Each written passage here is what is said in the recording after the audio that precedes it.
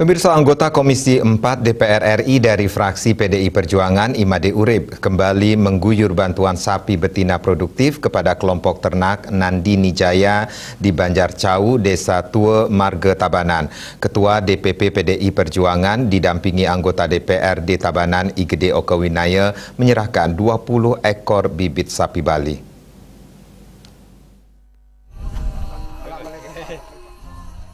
Wakil rakyat sejuta traktor yang akrab disapa MU ini juga sempat berdialog dan bertatap muka dengan para kelompok ternak sekaligus meninjau dan memonitoring bantuan ke kandang sapi ini bersama Kepala Balai Besar Veteriner dan Pasar Iwayan Masa Tenaya beserta Kadis Pertanian Tabanan Inyowan Budane serta Kadis Desa Tua Iwayan Budiarte Putra dan undangan lainnya. Pada kesempatan tersebut, Ketua Kelompok Ternak Nandini Jaya Iketut Tantrayana menyambut langsung kedatangan anggota Badan Kerjasama Antar Parlemen BKSAP DPR RI ini. Seraya mengucapkan terima kasih kepada Made Urib atas motivasi bantuan yang difasilitasi sehingga mendapatkan 20 ekor bibit sapi betina produktif dengan kondisi yang sangat baik. Mengucapkan banyak terima kasih kepada Bapak Dr. Ranus Imade Urib MSI yang telah memfasilitasi sampai terrealisasinya bantuan ternak sapi betina. Menyambung aspirasi warga, Kades Desa Tua, Iwayan Budiarte Putra menegaskan, Made Urib selama ini selalu berbuat untuk masyarakat, termasuk di Desa Tua. Bantuan bibit sapi betina produktif ini hanya sebagai salah satu bantuan yang dikucurkan untuk kelompok Nandini Jaya.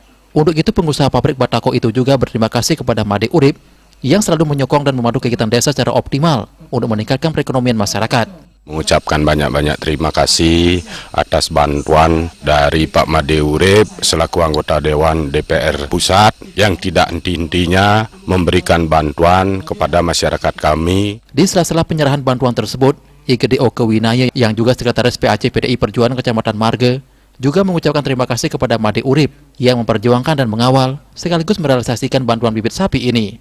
Distributor BBM non-subsidi ini berharap kelompok Nandini Jaya agar terus dikawal dan diberikan bantuan lainnya. Saya ucapkan banyak terima kasih kepada Bapak Made Urib, perwakilan kami yang ada di pusat, di DPR RI, Komisi 4, yang senantiasa memperjuangkan para petani, khususnya di sini, di daerah kami, di daerah Marga terutama. Beliau sudah banyak membantu dan memperjuangkan. Di sisi lain, Kadis Pertanian Tabanan, Nyoman Budane mengaku ikut bersama-sama menyaksikan bantuan yang diperjuangkan Made Urib. Bantuan tersebut berdasarkan usulan dan sudah sesuai proses termasuk 4 kelompok ternak yang difasilitasi Made Urib. Di kesempatan yang sama, Kepala Balai Besar Veteriner dan Pasar, Iwayan Masa Tenaya juga ikut datang menyaksikan penyerahan bantuan bibit sapi tersebut, sekaligus menjelaskan sudah sejak lama mendengar sosok dan kiprah Made Urib yang selalu turun membantu para petani dan kelompok ternak di Bali, khususnya di Tabanan. Pihaknya menyadari bantuan ini sangat luar biasa dan semuanya sudah diseleksi untuk bibit sapi yang diberikan. Saat bertatap muka, Made Urib menegaskan bantuan ternak ini sudah melalui seleksi yang ketat dan tidak turun dari langit karena ada proses yang harus dilalui.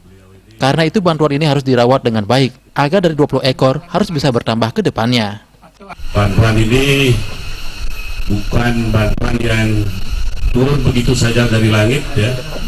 Ini ada proses yang harus kita lalui.